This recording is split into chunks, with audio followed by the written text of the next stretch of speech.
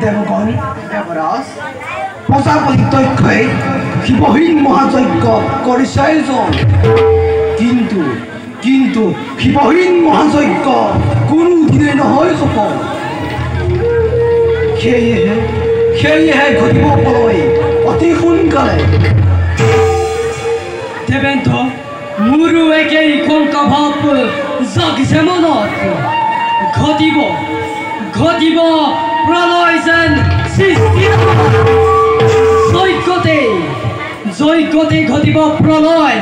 দেখা নাই তাৰ প্ৰতিকাৰ আহক দেৱৰাজ প্ৰভুক নিশ্চয় প্ৰাৰ্থনা কৰে আহক আমি সকলোতে প্ৰাৰ্থনা জনাওঁ প্ৰভু তেন্তে বলা দেৱগণ নাৰায়ণক স্মৰণ কৰি ধন্য কৰোঁ নিজৰ জীৱন আহক দেৱৰাজ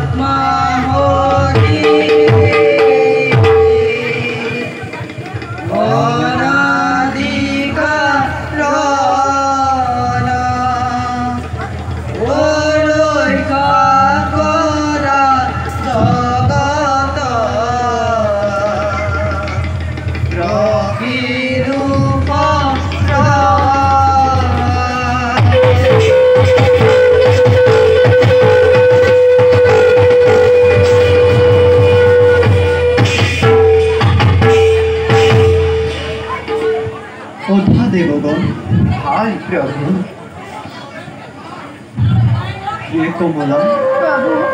মহাভাগ্য আছে আমাৰ চোৱাচোন কমলা লগ পালো সমূহ ভক্তবীৰ কোৱা দেৱেন্দ্ৰ কিনো এনে জগতত ঘটিল বাবে আৰাধনা শুনা তেন্তে পদ্মপাণি বিশ্বধ্বংস সৃষ্টি ফলয় সংকেত আজি দেৱতাৰ মাজত দিয়া প্ৰভু ৰক্ষাও পায় কি কোৱা দেৱেন্দ্ৰ সৃষ্টিত ঘটিছে প্ৰলয় কোৱা মোক ভাঙি পাতি পৰা নাই মই সেই গোটেই বুজি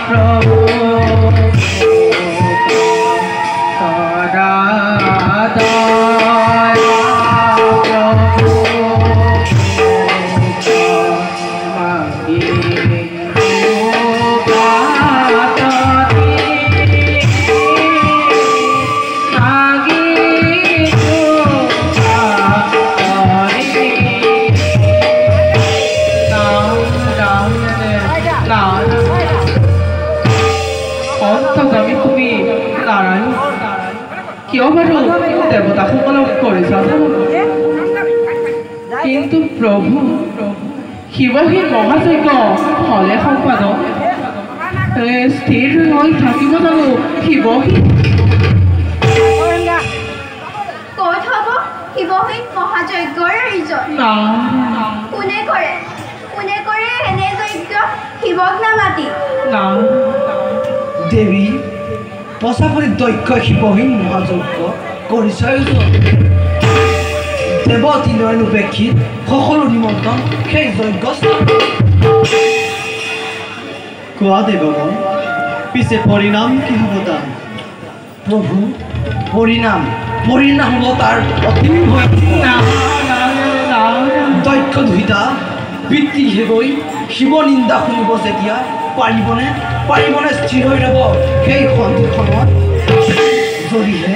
যদিহে প্ৰভু ঘটে কিবা অঘটন পাৰিবনে স্থিৰ হৈ ৰ'ব দেৱতী হৈ ৰূপে তাণ্ডৱ কৰিব যেতিয়া বিশ্ব ধ্বংস নহ'বনে এটি পলকত শুনা দেৱগণ শিৱাহীন মহাযজ্ঞ কোনোদিন নহ'ব সফল ত্ৰিপুৰাৰী ক্ষয় জ্ঞান কৰিছে যজ্ঞ আৰাধিছে সেই দাম্ভিক দক্ষ সময়ত পাব তাৰ উচিত পদক্ষেপ ভাল প্ৰভু চিন্তা নিদেখো কাৰণ যাওঁ আমি দক্ষপুৰলৈ দেৱতাৰ উপস্থিতি একান্তৰে প্ৰয়োজন যোৱা দেৱগণ সময়ত আহি মোক কৰিব সাক্ষাৎ ভাল প্ৰভু